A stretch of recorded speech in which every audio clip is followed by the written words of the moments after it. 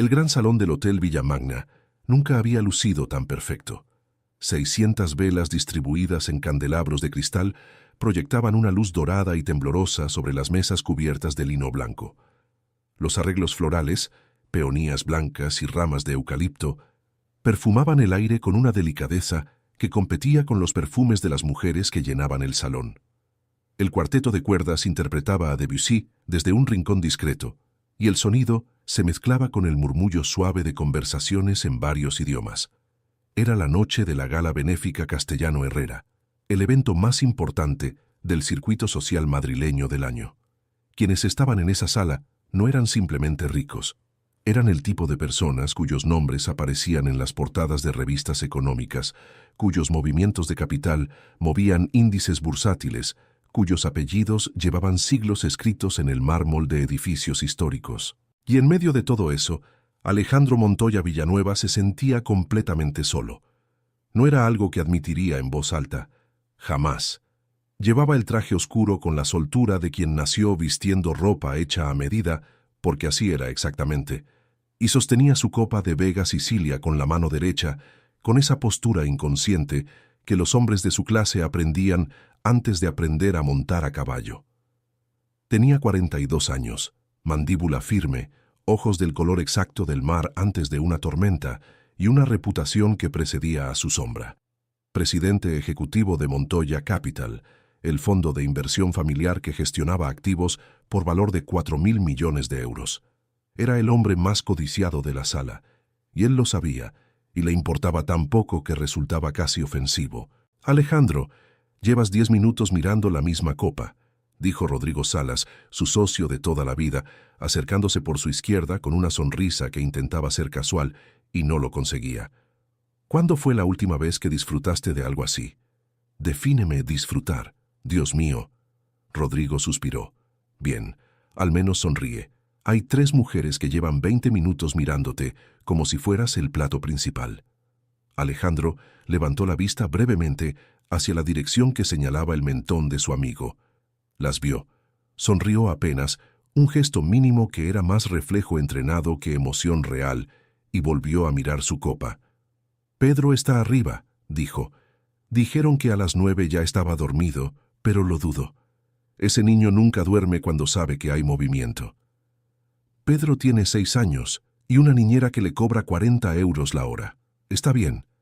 «No lo dudo, pero igual pienso en él». Rodrigo lo miró un momento largo, con esa expresión que tenía cuando quería decir algo importante, y calculaba cómo no hacerlo explotar.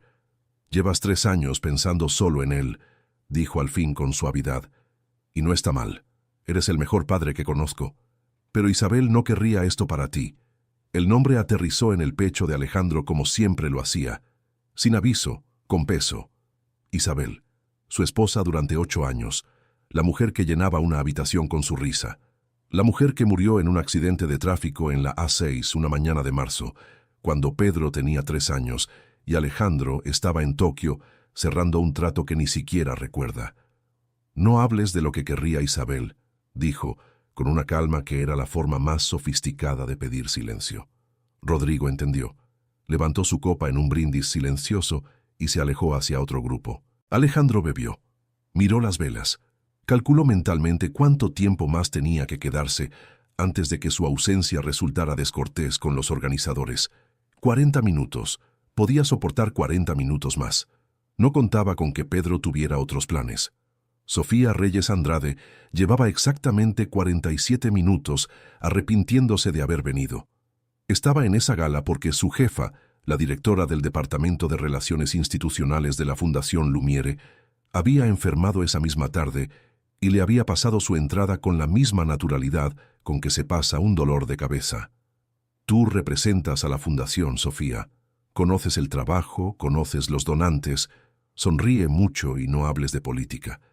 El problema era que Sofía no era el tipo de persona que encajaba naturalmente en sitios así. No porque no supiera comportarse, lo sabía perfectamente.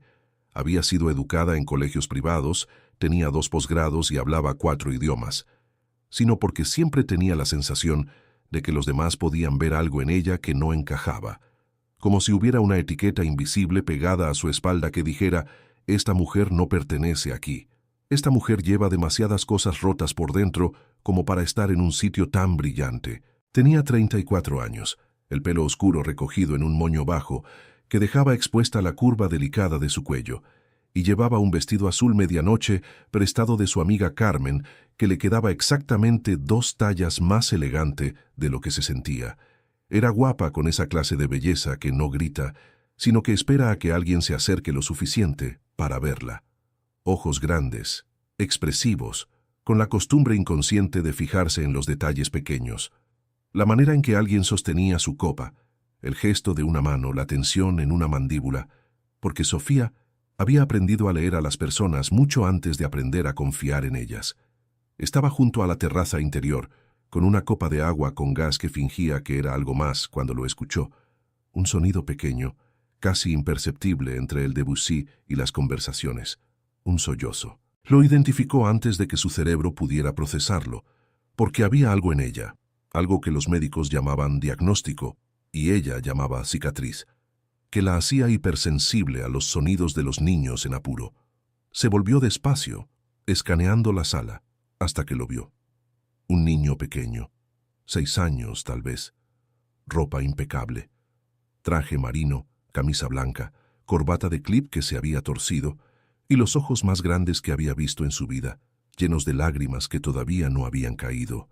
Estaba de pie junto a la columna más cercana a la terraza, completamente solo, mirando la multitud con la expresión de alguien que busca algo que no sabe cómo nombrar. Sofía dejó su copa sobre la mesa más cercana sin pensarlo.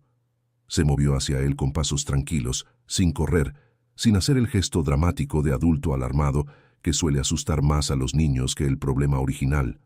Se agachó a su altura cuando llegó. Lo miró directo a los ojos. «Tola», dijo en voz baja, como si fuera el saludo más normal del mundo. «¿Estás buscando a alguien?»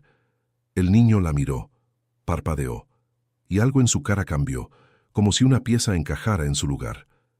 «Sí», dijo, «a ti». Sofía frunció el ceño levemente, confundida, pero antes de que pudiera responder, el niño dio un paso hacia ella, luego otro, y de pronto los brazos pequeños rodearon su cintura con una fuerza que no esperaba, la cara enterrada contra su pecho y el cuerpo entero temblando con el esfuerzo de no llorar. Sofía sintió algo moverse en su pecho, algo que no sabía que todavía podía moverse. Sus brazos lo rodearon, despacio, con cuidado, como si sujetara algo que podía romperse o podía volar. «Ya estoy aquí», dijo sin saber por qué lo decía, porque no tenía ningún sentido decirlo. «Ya pasó». Y entonces el niño levantó la cabeza, y con una voz clara, alta, perfectamente audible en ese radio de 3 metros, donde el cuarteto había hecho una pausa entre movimientos, dijo: «Por fin viniste, mamá. Si te gustan las historias que empiezan con un momento imposible, pero terminan cambiando vidas para siempre, suscríbete al canal y quédate hasta el final, porque lo que este niño sabe, los adultos todavía no lo entienden». El silencio llegó en ondas. Primero las personas más cercanas, luego las de la siguiente mesa, luego, en una expansión lenta e inevitable como el aceite sobre el agua, toda la sala. 300 personas dejaron de hablar. El cuarteto dejó de tocar. Alguien dejó caer una copa. El sonido fue el único ruido en esos 3 segundos, y ni siquiera eso rompió el hechizo, porque todos estaban mirando lo mismo. Una mujer joven agachada junto a una columna, con un niño pequeño en brazos, y ambos completamente ajenos al mundo que los miraba. Sofía sintió el peso de las miradas antes de comprenderlo. Se irguió levemente, sin soltar al niño, y sus ojos recorrieron la sala con una mezcla de confusión y pánico emergente. ¿Qué acaba de pasar? ¿Qué acaba de decir este niño? A 20 metros de distancia, Alejandro Montoya había dejado caer su copa de Vega Sicilia. No la soltó, la dejó caer. Era un detalle importante, porque Alejandro Montoya no dejaba caer cosas. Llevaba 42 años, siendo el hombre que sostenía todo, y en ese momento sus dedos simplemente se abrieron. La copa no se rompió. Rebotó sobre la moqueta con un sonido sordo. El Vega Sicilia se derramó formando una mancha oscura y perfecta, como una firma. Alejandro no la miró. No podía apartar los ojos del niño, de Pedro, su hijo.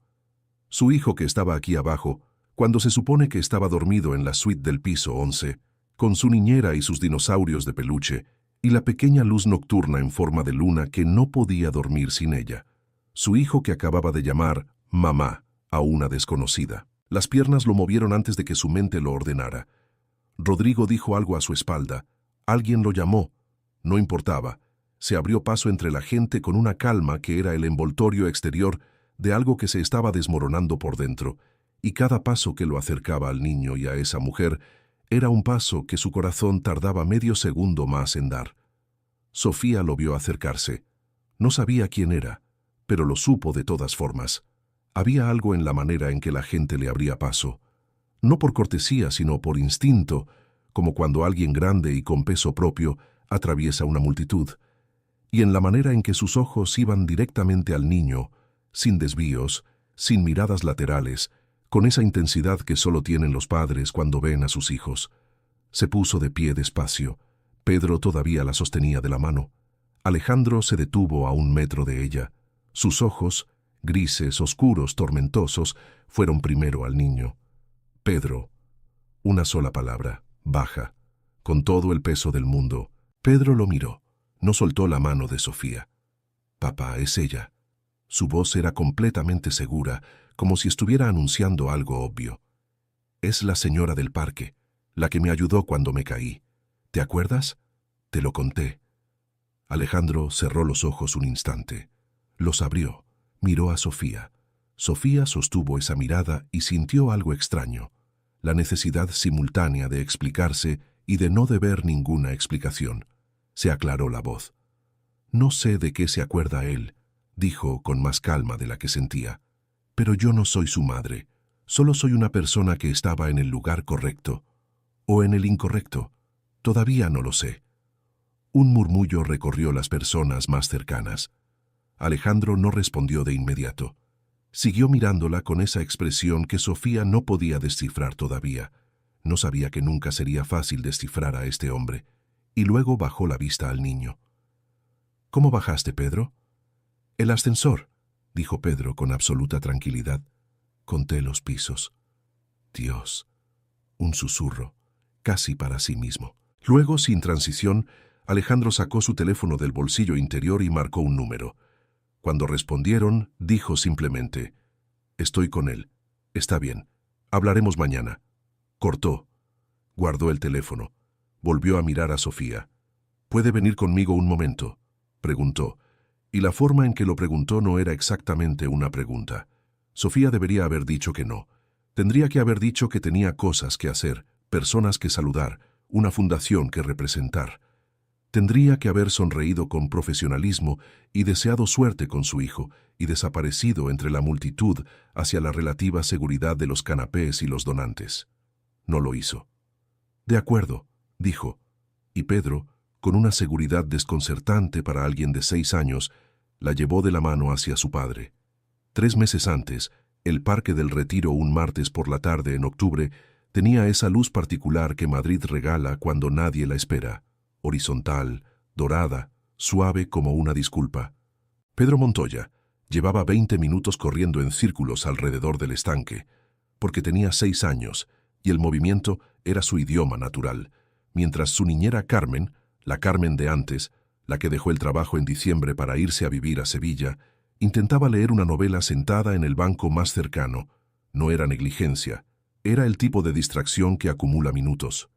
Y en esos minutos, Pedro encontró la pendiente.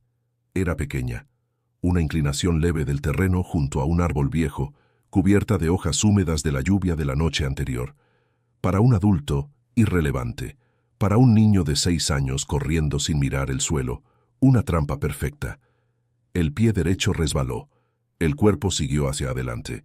Las manos salieron instintivamente y aterrizaron sobre las piedras del camino. El dolor llegó un segundo después que el susto. Luego las lágrimas.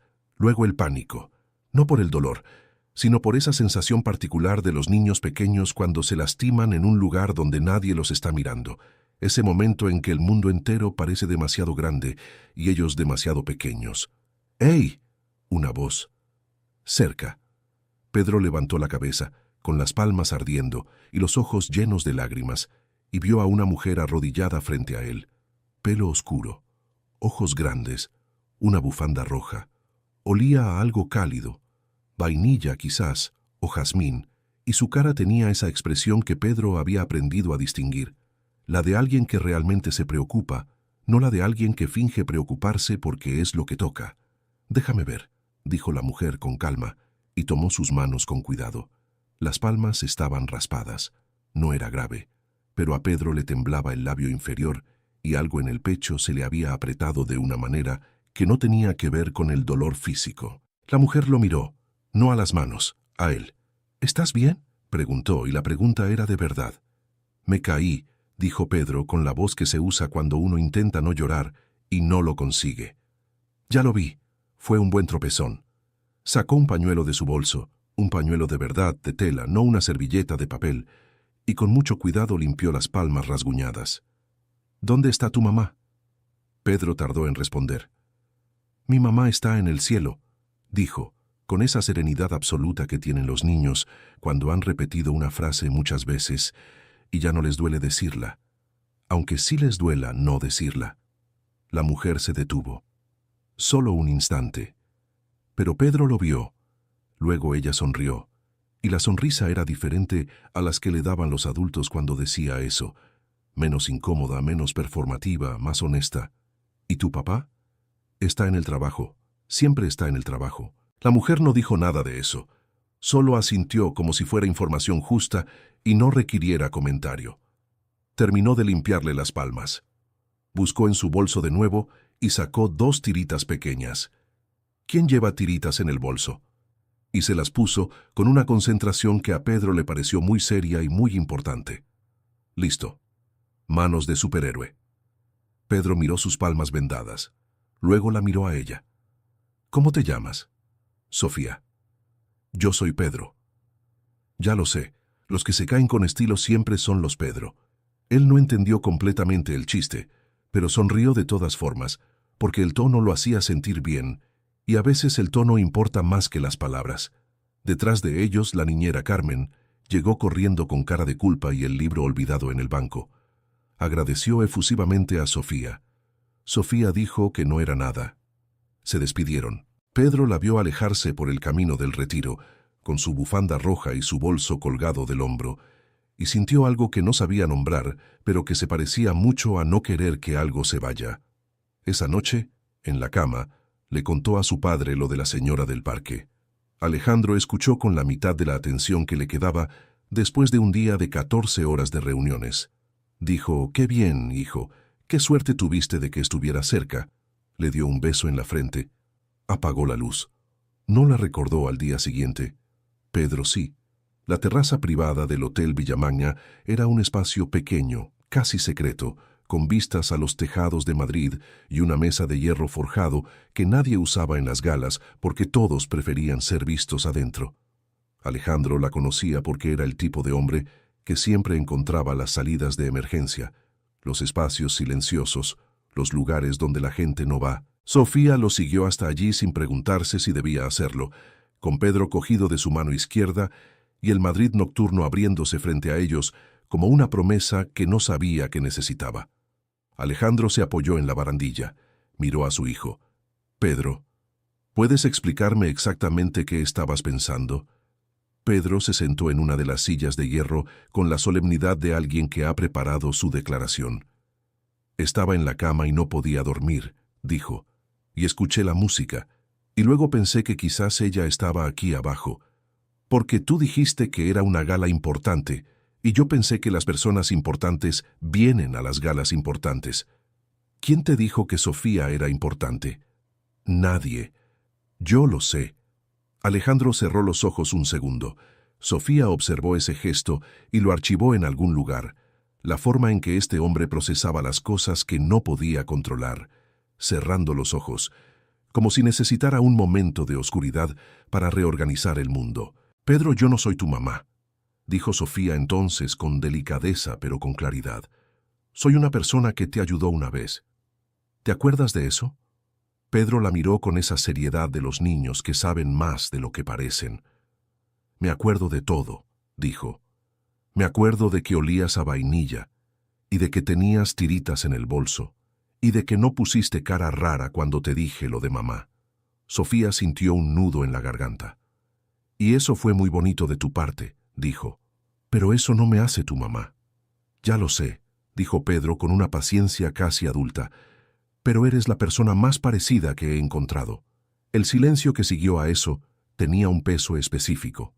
Alejandro miraba a su hijo y Sofía lo miraba a él, y por un momento los tres estuvieron en ese espacio raro donde las palabras se quedan cortas y el aire tiene que cargar con todo lo demás. Señorita...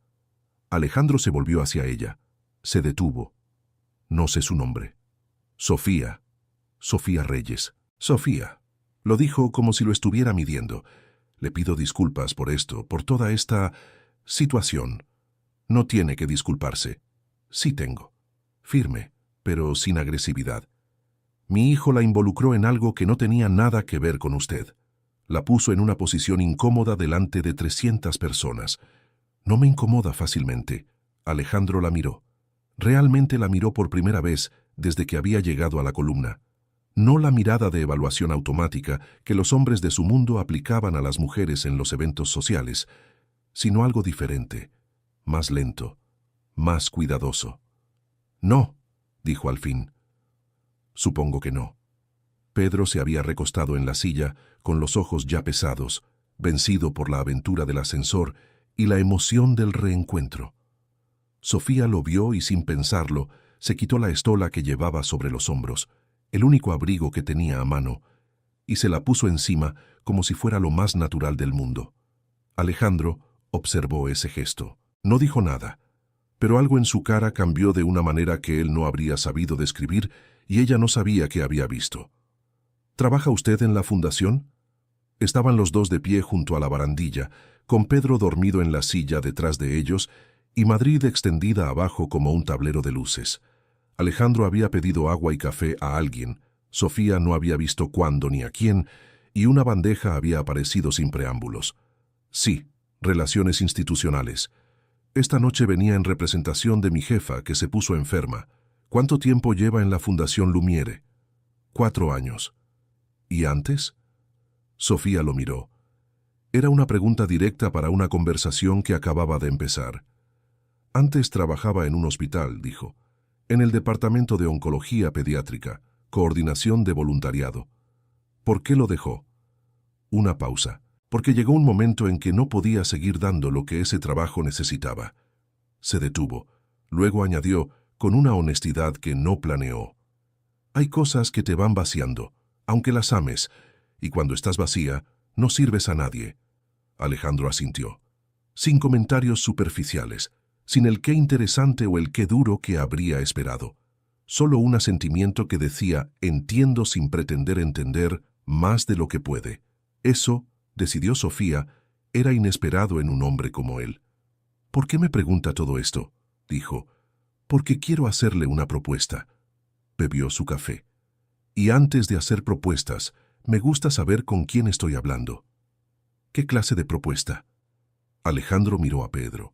El niño dormía con la boca ligeramente abierta y la estola de Sofía hasta la barbilla. Había algo en esa imagen que le apretaba el pecho de una manera a la que no estaba acostumbrado. Pedro lleva sin madre 3 años, dijo con una voz que se había vuelto más plana, más controlada. Tiene una niñera nueva, que es perfectamente competente, pero es su tercera niñera en 12 meses porque ninguna aguanta el ritmo de nuestra vida. No es culpa de nadie, es lo que es. Una pausa.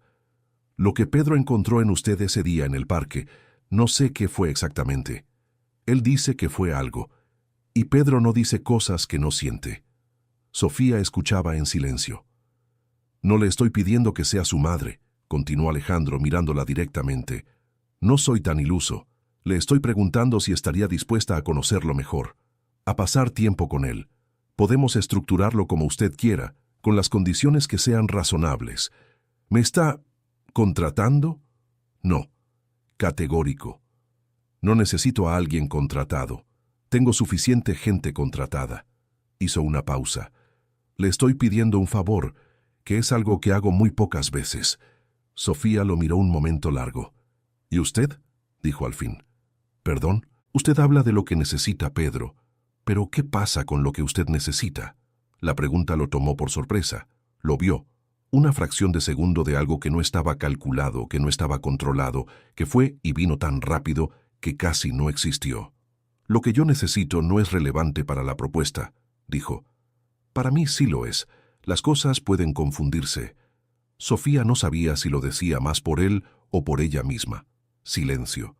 Madrid brillaba abajo. Alguien en un piso lejano tenía la televisión prendida, y el parpadeo azul se veía desde la terraza como un latido. «Estoy bien», dijo Alejandro, y era una respuesta que no respondía nada. Sofía supo en ese momento que ese hombre era el tipo de persona que podía estar destrozado por dentro y de pie hacia afuera, y que probablemente llevaba 3 años practicando ese equilibrio imposible. Lo supo porque ella conocía ese equilibrio. Ella lo había practicado también, pero por razones diferentes, y con un cuerpo diferente, y una pérdida que nadie veía desde afuera, porque no tenía forma concreta que mostrar. «De acuerdo», dijo. «¿De acuerdo a qué parte?» «A conocer a Pedro mejor, sin condiciones y sin estructura, solo como 2 personas que se conocen». Hizo una pausa. «Pero con una condición de mi parte. Dígamela. Que usted no desaparezca. Que si voy a construir algo con su hijo, usted esté presente también. No como observador, como persona». Alejandro la miró durante lo que pareció un tiempo muy largo.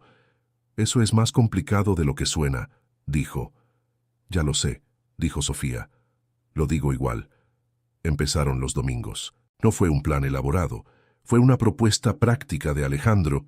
«El domingo tengo la mañana libre, Pedro no tiene colegio», que Sofía aceptó sin pensar demasiado en lo que implicaba, porque a veces las cosas importantes entran por la puerta pequeña. El primer domingo fueron al Museo del Prado. Fue idea de Pedro, que quería ver los caballos de Velázquez porque su profesora de plástica les había hablado de ellos. Sofía llegó puntual. Alejandro llegó 2 minutos antes que ella y llevaba café para los 3. Café de verdad para ellos, cacao para Pedro, en un gesto que era considerado de una manera que no esperaba.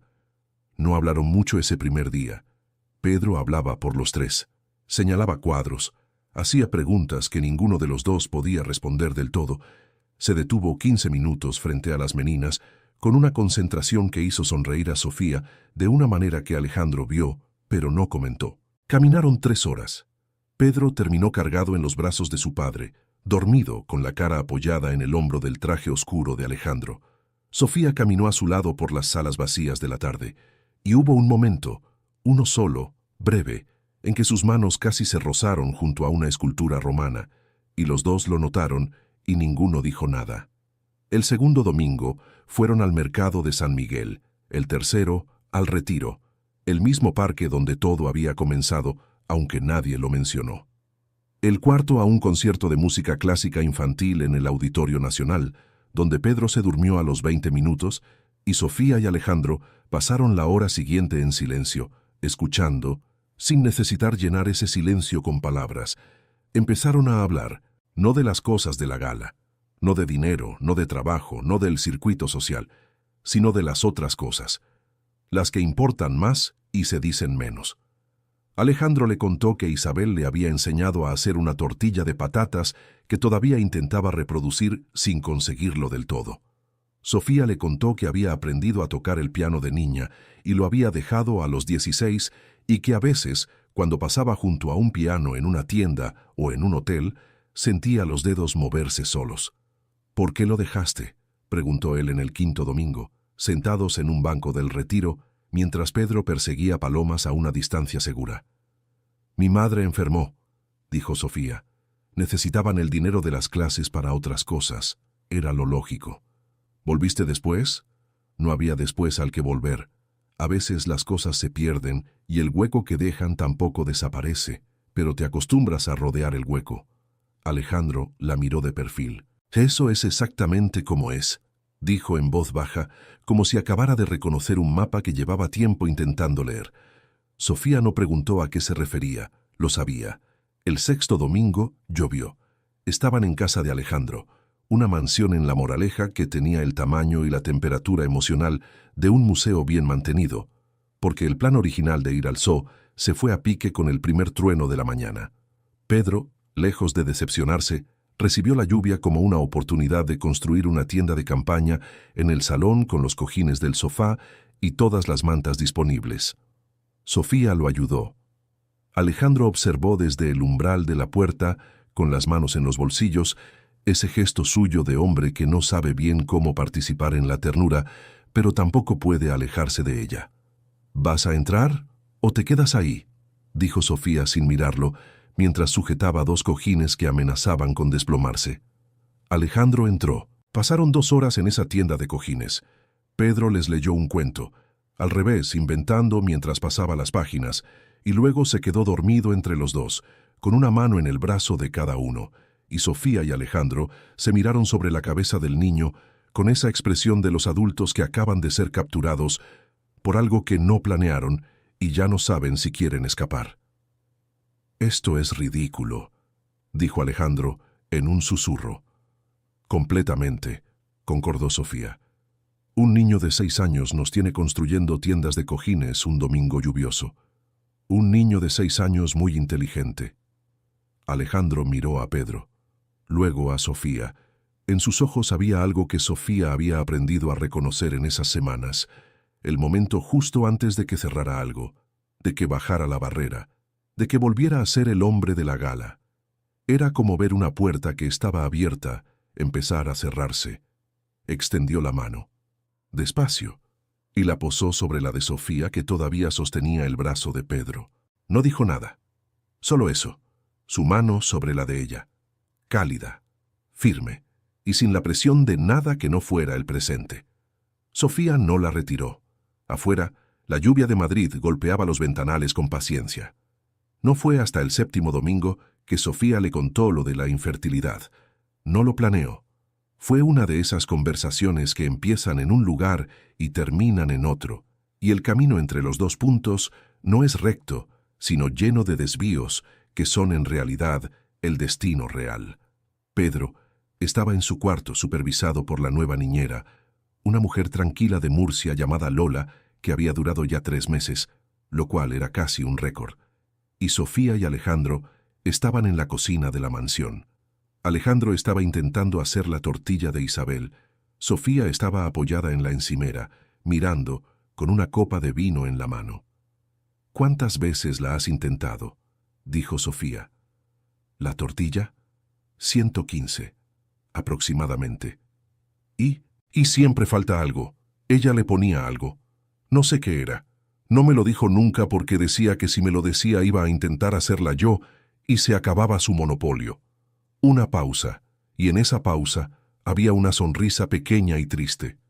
Tenía sentido del humor. Parece que sí. Era la persona más viva que he conocido.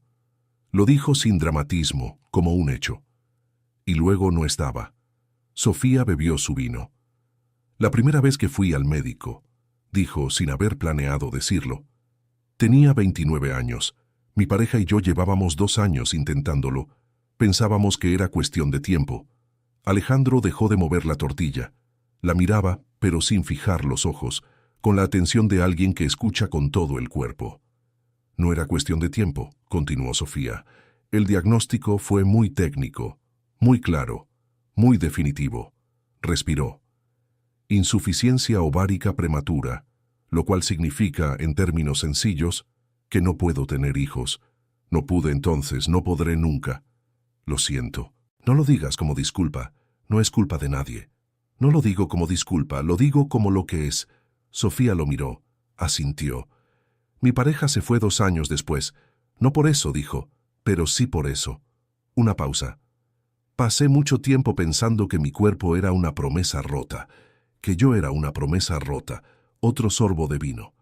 «Luego pasé más tiempo trabajando en oncología pediátrica, rodeada de niños enfermos y de padres que los amaban con esa clase de amor que no sabe a qué agarrarse, y algo se fue, reordenando por dentro. No se curó, pero se reorganizó. Y cuando Pedro te llamó mamá», Sofía tardó en responder. «Sentí las 2 cosas al mismo tiempo», dijo al fin, «que era un error que había que corregir y que era lo más parecido a algo que había dejado de esperar». Alejandro puso la tortilla en el plato Se apoyó en la encimera frente a ella. Los separaba 1 metro de mármol blanco y todo lo demás. Pedro tiene razón en algo, dijo. Y yo tardé en verlo, pero lo veo. ¿Qué tiene razón? En que no te eligió con la cabeza. La miró. Los niños no eligen con la cabeza, eligen con el corazón, y rara vez se equivocan. El silencio que siguió era diferente a los anteriores. Más cargado, más honesto, con la textura de algo que no podía deshacerse aunque quisieran. La tortilla, por cierto, estaba perfecta. Sofía se lo dijo. Alejandro la miró con una expresión de sorpresa genuina y luego se rió. Una risa real, la primera que ella le oía, y ese sonido hizo algo en el pecho de Sofía que no supo qué hacer con él. 3 semanas después, Alejandro se cerró. No hubo razón visible, no hubo pelea, no hubo malentendido, no hubo momento concreto que Sofía pudiera señalar y decir aquí.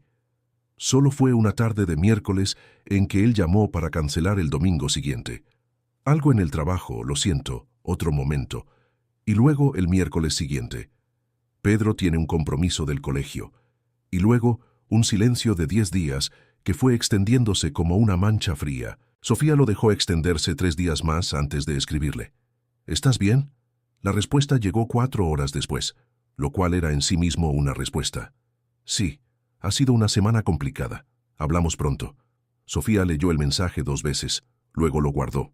Luego llamó a su amiga Carmen, la Carmen del bolso, no la niñera, y le dijo que creía que había cometido el error de empezar a querer algo que no era para ella. Carmen, que era el tipo de amiga que no da consuelo barato, le dijo, ¿o es el error de dejarlo ir sin decirle que lo quieres? No sé qué quiero, dijo Sofía. Eso es mentira, y las dos lo sabemos. Sofía miró por la ventana de su apartamento en Malasaña. Afuera era una noche normal de Madrid, con el ruido de los bares del barrio, y las luces de los edificios de enfrente, y la vida pasando a su velocidad habitual, sin consideración por las personas que estaban de pie junto a una ventana, preguntándose si seguir. Lo que quería era imposible de articular con precisión. Quería los domingos. Quería la tienda de cojines y la tortilla y las preguntas sin respuesta de Pedro frente a Velázquez. Quería la mano de Alejandro sobre la suya. Quería el sonido de esa risa real que era tan escasa y por eso tan valiosa. No quería quererlo. Pero ya era tarde para eso. Fue Pedro quien la llamó. No Alejandro. Pedro. El martes siguiente, a las 7 de la tarde, el teléfono de Sofía mostró un número desconocido, y cuando respondió escuchó la voz pequeña y seria del niño. Sofía, soy Pedro. Usé el teléfono de Lola porque papá no sabe que te llamo. Pedro. Sofía no supo si reír o llorar. No deberías hacer eso. Ya lo sé, pero papá está raro desde hace días y yo creo que es por ti. Una pausa. ¿Le hiciste algo? No, cariño, no le hice nada. Entonces, ¿por qué no vienes? Porque tu papá no me ha invitado. Yo te invito. Sofía cerró los ojos. Pedro, hay cosas entre adultos que son complicadas. Tu papá tiene que decidir él solo si quiere que yo esté. Y si no lo decide, entonces lo respeto. Un silencio. Eso no me gusta, dijo Pedro, con una convicción total. A mí tampoco, cariño. A mí tampoco. Alejandro se enteró de la llamada esa misma noche, cuando Lola se lo confesó con una mezcla de vergüenza y algo que se parecía a la solidaridad. La reacción de Alejandro fue un silencio largo, un agradecimiento escueto a Lola, y luego 20 minutos en su despacho con la puerta cerrada mirando el teléfono. Luego fue al cuarto de Pedro. El niño fingió estar dormido. Mal. Pedro. Pedro, sé que estás despierto. Silencio. Luego, ¿estás enojado? Alejandro se sentó en el borde de la cama. Miró a su hijo, el pelo oscuro desordenado contra la almohada, los ojos que eran iguales a los de Isabel, la expresión que mezclaba culpa y terquedad a partes iguales, y sintió el familiar apretón en el pecho, que era amor disfrazado de miedo. No, dijo, no estoy enojado, pero no debes usar el teléfono de Lola sin permiso. ¿Por qué dejaste de ver a Sofía, directo, sin rodeos, 6 años y la habilidad de un interrogador experto? Porque... Alejandro se detuvo. ¿Cuánta verdad le debía a un niño de 6 años? Porque me asusté. Pedro lo miró con los ojos muy abiertos. De Sofía, de lo que siento cuando está cerca. ¿Y eso es malo? No sé si es bueno. Pedro frunció el ceño, con esa expresión que tenía cuando procesaba algo importante. Papá, dijo al fin, cuando yo me caí en el parque, Sofía no se fue. Se quedó. Alejandro no respondió. Y cuando tú te fuiste a Tokio el año que murió mamá, continuó Pedro, con una calma que era más aterradora que cualquier llanto, tú tampoco estabas. Pausa. Pero volviste. Y yo no me fui. Alejandro sintió que el suelo se movía bajo sus pies. ¿De dónde sacas esas cosas?, dijo, con la voz que sale cuando uno está intentando no romperse delante de alguien. No las saco de ningún lado, dijo Pedro. Las pienso. Alejandro fue a buscarla, no llamó antes, no envió un mensaje. Fue, como solo van las personas que saben que si esperan un segundo más, no irán. Tomó el coche, condujo hasta Malasaña, encontró el portal correcto. Lo tenía del formulario de la fundación, un dato que había buscado con una deliberación que no quería examinar demasiado, y subió los 4 pisos caminando porque el ascensor era demasiado lento para lo que llevaba en el pecho. Llamó a la puerta. Sofía abrió en pijama con el pelo suelto y una taza de té en la mano, y durante medio segundo su cara tuvo esa expresión de las personas que ven algo que no esperaban y no saben todavía si alegrarse o defenderse. Alejandro, sé que son las 9:30, lo siento. No importa. ¿Puedo entrar? Sofía se hizo a un lado. El apartamento era exactamente como él habría imaginado sin haberlo imaginado. Ordenado pero cálido, con libros en todas las superficies y una planta enorme junto a la ventana y una foto enmarcada de lo que parecía ser su madre joven. Olía a té y a algo floral. Era el espacio de alguien que vive sola y lo ha convertido en algo digno en lugar de en algo solitario. Alejandro se quedó de pie en el centro del salón porque sentarse requería una calma que no tenía. Me cerré, dijo sin preámbulo. Lo sé, y no voy a darte una explicación que lo justifique porque no hay ninguna que valga. Sofía lo miró. Dejó la taza sobre la mesa del café. ¿Qué pasó? Me di cuenta de que me importas. Lo dijo como quien arranca algo. Y llevo 3 años construyendo una vida donde nadie puede importarme demasiado. Porque si algo importa, puede perderse. Y yo ya perdí suficiente. Sofía cruzó los brazos sobre el pecho. No como defensa, sino como sujeción, como si necesitara sostenerse ella misma.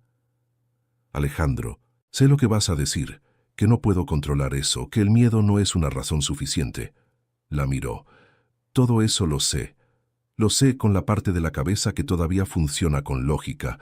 El problema es que hay otra parte que lleva 3 años construyendo muros, y esa parte es más antigua y más rápida. ¿Y por qué estás aquí ahora?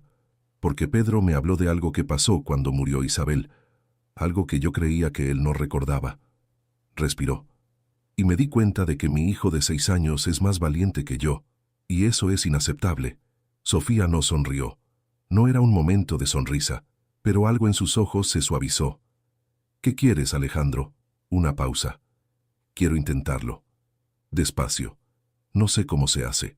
No sé si sé todavía, pero quiero intentarlo contigo. Yo tampoco sé cómo se hace, dijo Sofía. Llevo años sin intentar nada con nadie, y tengo mis propias razones para tener miedo. Hizo una pausa. Pero estás aquí, y eso cuenta. Alejandro cruzó el salón en 4 pasos, y cuando llegó frente a ella no hizo nada durante un momento. Solo estuvo ahí, en ese espacio mínimo entre 2 personas que ya no son desconocidas, pero todavía no saben bien qué son. Y luego levantó la mano y la posó en su mejilla con una delicadeza que no esperaba de alguien que parecía construido para la firmeza. Sofía cerró los ojos. Él la besó despacio, como si tuviera tiempo, como si no hubiera nada más urgente en el mundo que ese momento, y ella sintió algo en su pecho que llevaba mucho tiempo sin moverse, arrancar de nuevo, torpemente, pero arrancar. Afuera, Madrid seguía siendo Madrid. Adentro, algo empezaba. Lo que siguió no fue fácil, no lo fingieron fácil. Alejandro era un hombre que había olvidado cómo dejar entrar a alguien, y ese olvido no se revertía de un día para otro. Había noches en que se cerraba sin razón, en que respondía con monosílabos donde había esperado palabras, en que Sofía sentía el hielo de los primeros días volver a formarse en el aire entre ellos. Y había que aprender a no entrar en pánico cada vez que pasaba, Había que aprender a decir, veo que hoy no estás, y dejarlo tener ese espacio sin interpretarlo como rechazo. Sofía, por su parte, tenía su propio trabajo. Tenía la tendencia a anticipar el dolor, a construir distancias preventivas justo cuando algo empezaba a importar. Tenía que aprender a quedarse quieta cuando el instinto le decía que saliera corriendo. Pero también había otras cosas. Había las mañanas del domingo, cuando Pedro los despertaba a los dos a la vez, apareciendo primero en el cuarto de huéspedes, donde Sofía dormía las noches que se quedaba, que eran cada vez más, y luego yendo al cuarto de su padre y arrastrándolos a los dos hacia la cocina con la urgencia de alguien que tiene un plan de desayuno muy específico. Había las tardes en que los tres cocinaban juntos y la cocina de La Moraleja, que había sido siempre un espacio perfectamente silencioso y perfectamente frío, se llenaba de harina y de conversaciones y del ruido de Pedro intentando batir huevos con más entusiasmo que técnica. Había las noches en que Pedro se dormía entre los dos en el sofá viendo una película, y Sofía y Alejandro se miraban sobre su cabeza con esa expresión que no necesitaba palabras. Y había otras noches. Noches en que Pedro dormía profundamente en su cuarto, con su luna nocturna y sus dinosaurios, y la casa tenía ese silencio particular que es solo para los adultos. Noches en que Alejandro encontraba a Sofía leyendo en el salón y se sentaba a su lado sin decir nada, y el calor entre los dos era tan distinto al frío con que había llenado esa casa durante 3 años que a veces se quedaba mirándola y pensaba cómo es posible que algo así vuelva. Una noche la tomó de la mano mientras leía. Ella levantó la vista del libro. Él la miró con una intensidad que hacía que el aire entre ellos pesara. «Ven», dijo. No hubo más palabras necesarias. Lo que pasó después en ese dormitorio oscuro, con el Madrid de medianoche detrás de los ventanales y el silencio de la casa envolviéndolos, fue lento y honesto y lleno de todos los meses anteriores, de todas las miradas y los silencios y los domingos y las manos que se rozaban sin querer y queriendo. Fue el tipo de intimidad que no se construye en una noche, sino en todas las noches que vinieron antes. En la tienda de cojines, en la cocina con la tortilla, en la terraza de la Gala con Madrid abajo y un niño dormido en la silla.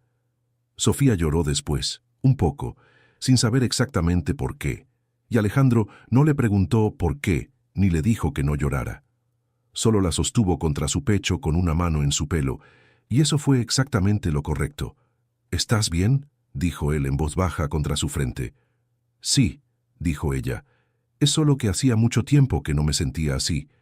«¿Cómo?», Sofía pensó. «En el lugar correcto», dijo. No llegó de la nada. Llegó de a poco, como todas las crisis que importan. Fue en diciembre, 4 meses después de la gala. Sofía estaba en una reunión de la fundación cuando su teléfono vibró con un mensaje de un número que no tenía guardado, pero que reconoció de inmediato. Era la hermana de Alejandro, Claudia, con quien Sofía se había cruzado 2 veces en La Moraleja. «Sofía, soy Claudia. ¿Tienes un momento?». Salió de la reunión. Llamó. Claudia no se anduvo con rodeos. «Hay personas en la familia que están hablando. Sobre ti.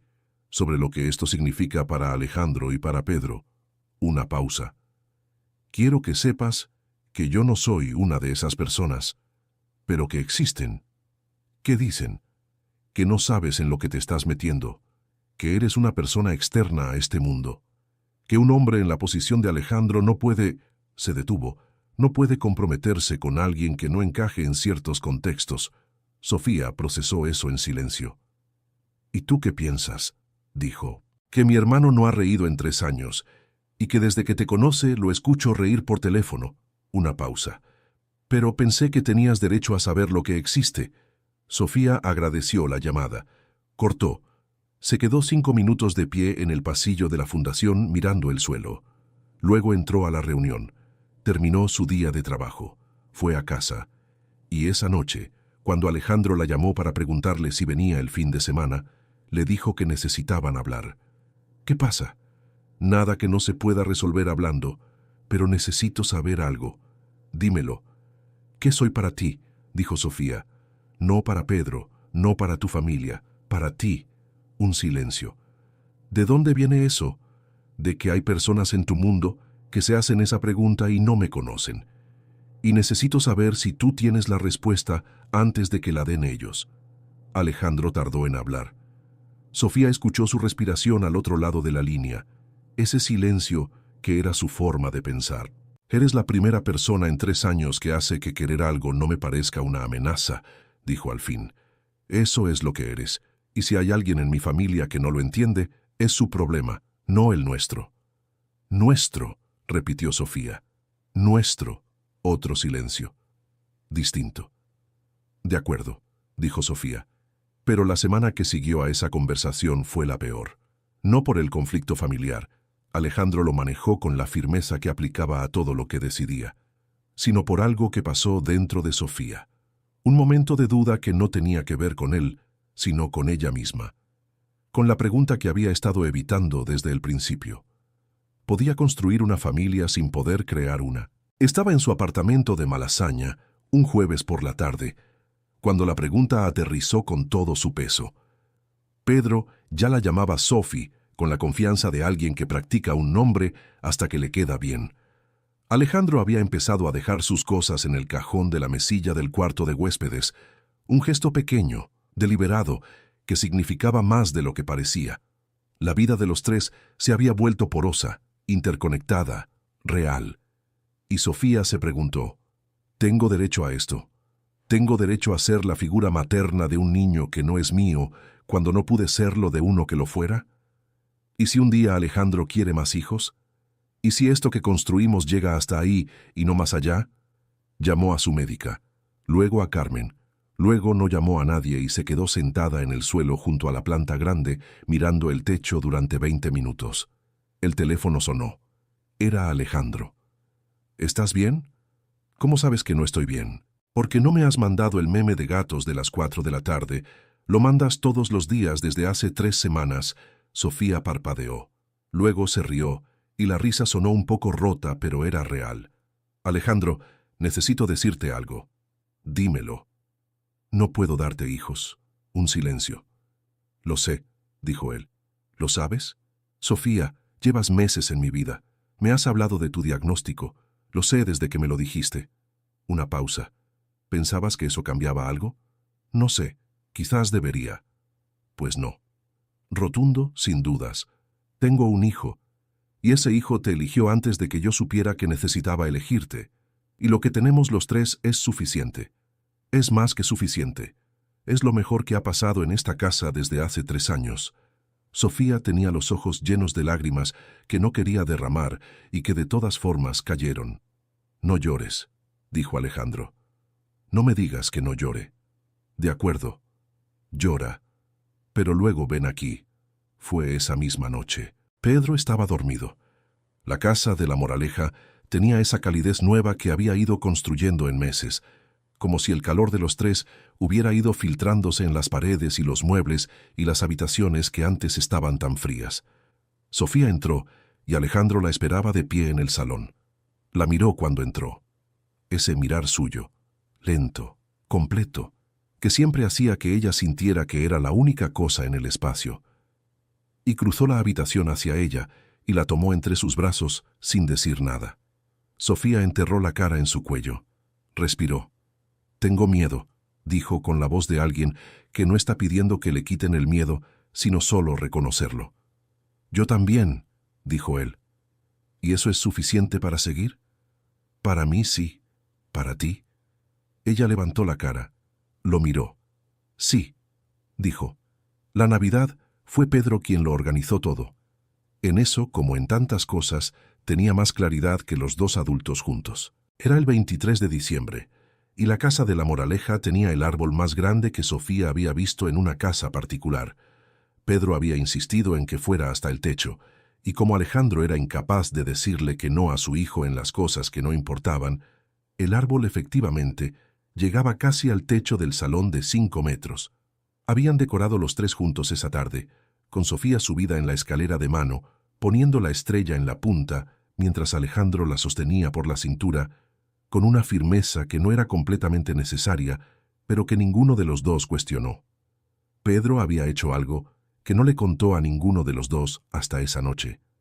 Se acercó a Sofía después de cenar, cuando Alejandro estaba en la cocina lavando los platos, un hábito nuevo que había adoptado en los últimos meses, como si hubiera redescubierto el gusto por las cosas pequeñas y domésticas, y le entregó un sobre. «Esto es para ti», dijo. Sofía lo miró. Era un sobre de papel con su nombre escrito en la caligrafía todavía imperfecta de un niño de 6 años. «Para Sophie, con mucho cariño». Lo abrió. Adentro había un dibujo. 3 figuras, una alta con traje oscuro, una con pelo largo y vestido azul, y una pequeña en el medio. Debajo, en la misma caligrafía, decía «Mi familia». Sofía tuvo que respirar 3 veces seguidas para no hacer algo que las 2 partes de sí misma, la adulta que sabía lo que significaba esto y la otra, la que llevaba años con ese hueco, no pudieran manejar. «Pedro», dijo. «¿Te gusta?», preguntó él con esa mezcla de ansiedad y confianza que solo tienen los que han dado algo de sí mismos y esperan. «Me encanta», dijo Sofía. «Es el regalo más bonito que he recibido». Pedro sonrió con todos los dientes. Luego se fue corriendo a buscar a su padre para contarle que Sofía había dicho que era el regalo más bonito. Sofía se quedó mirando el dibujo. «Mi familia». 3 figuras de crayón, un árbol grande al fondo, un sol en la esquina, como siempre ponen los niños. Era, pensó Sofía, la versión más honesta del mundo que había visto en mucho tiempo. Fue en enero, una mañana de sábado fría y clara, con el sol de invierno haciendo que Madrid brillara de esa manera específica que tiene cuando el cielo es demasiado azul para ser verdad. Estaban en el Retiro, los 3, como tantas veces. Pedro corría adelante, con un palo que había encontrado y que había convertido en espada, cetro, varita mágica y antena de nave espacial en el transcurso de 20 minutos. Alejandro y Sofía caminaban detrás, con las manos entrelazadas, en ese paso tranquilo que habían encontrado sin proponérselo, el paso de 2 personas que ya no tienen prisa porque ya saben a dónde van. «Sofía», dijo Alejandro. Tengo que preguntarte algo». Sofía lo miró de reojo. Algo en su voz era diferente, más quieta, más cargada. «¿Qué pasa? Nada malo». Una pausa. «¿O todo bueno?» «Depende de ti». Se detuvieron. Pedro seguía corriendo adelante, ajeno. El Retiro los rodeaba con su silencio particular de invierno, con las ramas desnudas de los árboles dibujando trazos contra el cielo. Alejandro se volvió hacia ella, y entonces lo vio meter la mano en el bolsillo de su abrigo y sacar una caja pequeña, oscura, que Sofía identificó antes de que la abriera y que hizo que algo en su pecho se detuviera y arrancara a la vez. «Llevo semanas pensando en cómo hacer esto», dijo Alejandro, con la voz del hombre que se ha preparado para decir algo importante y descubre en el momento que no hay manera de prepararse. «Y al final decidí hacerlo aquí, en este parque, porque aquí empezó todo, sin que yo lo supiera, sin que tú lo supieras. Pero empezó». Sofía no dijo nada. No podía. «No te pido que seas la misma persona que era Isabel». Abrió la caja. Un anillo de platino con un diamante simple, limpio, sin excesos. «Te pido que seas quien eres, la persona que tiene tiritas en el bolso, la que construye tiendas de cojines, la que hace que un niño que llevaba años buscando algo sin saber cómo nombrarlo, al verte, supo que eras tú». Hizo una pausa. «Y la persona que hace que yo, que llevaba años convencido de que no podía volver a sentir esto, sienta esto». Pedro había vuelto. Estaba de pie a 3 metros, con el palo todavía en la mano, con los ojos muy abiertos y una sonrisa que intentaba contener porque claramente sabía algo que los adultos habían pensado que no sabía. «¿Lo sabías?», le dijo Sofía sin poder evitarlo. «Un poco», admitió Pedro. Sofía soltó una risa que era llanto y risa al mismo tiempo, y Alejandro la miró con esa expresión que ahora ya sabía leer, abierta, vulnerable, más real que cualquier cosa que hubiera mostrado en la gala de hace meses. «¿Qué dices?», preguntó él. Sofía miró el anillo. Miró a Alejandro. Miró a Pedro, que sostenía el palo con ambas manos como si fuera un testigo oficial. Pensó en el diagnóstico, en los años solos, en el hueco que había aprendido a rodear. Pensó en las tiritas del parque, en los domingos, en la tienda de cojines. en la tortilla de Isabel que al final había salido perfecta, en el dibujo con crayones, mi familia. Pensó en que los niños no eligen con la cabeza, eligen con el corazón, y rara vez se equivocan. Sí, dijo. Alejandro le puso el anillo en el dedo con manos que no estaban completamente quietas, y esa pequeña imperfección en el hombre que siempre sostenía todo, fue lo más hermoso que Sofía había visto nunca. Pedro lanzó el palo al aire con un grito de victoria que hizo volar a las palomas de los 3 árboles más cercanos. Alejandro la besó, y el retiro en invierno, con su silencio y sus árboles y su sol de enero demasiado brillante para ser verdad, fue el lugar más perfecto del mundo durante exactamente ese momento. 6 meses después, el gran salón del Hotel Villamagna volvía a estar lleno. La misma luz dorada, las mismas peonías blancas, el mismo cuarteto de cuerdas, aunque esta vez tocaban algo más alegre, más lleno, con el ritmo de algo que comienza en lugar de algo que se mantiene. Era una boda pequeña. 80 personas, no 600. Solo los que importaban. Rodrigo brindó demasiado largo y demasiado emocionado. Carmen lloró desde que llegó hasta que se fue. La hermana Claudia dio un abrazo a Sofía, que duró suficiente para decir todo lo que no se había dicho. Pedro llevaba el mismo tipo de traje marino y la corbata de clip torcida, porque había insistido en usar exactamente el mismo traje que la otra vez, y nadie iba a discutirle eso. Cuando el juez preguntó si alguien tenía alguna objeción, fórmula arcaica que en bodas reales nadie usa de verdad, Pedro levantó la mano. La sala se quedó en silencio. «Sí», dijo el juez, mirando al niño con una mezcla de sorpresa y diversión. «Solo quería decir que yo ya lo sabía desde el principio», dijo Pedro con una solemnidad absoluta, «que era ella. Desde el parque. Nadie pudo seguir con la cara seria». Sofía se volvió hacia Alejandro. Él la miraba con esa expresión que ya era suya, conocida, la del hombre que había aprendido a dejar que algo importara sin que eso lo destruyera, la del hombre que había vuelto a construir.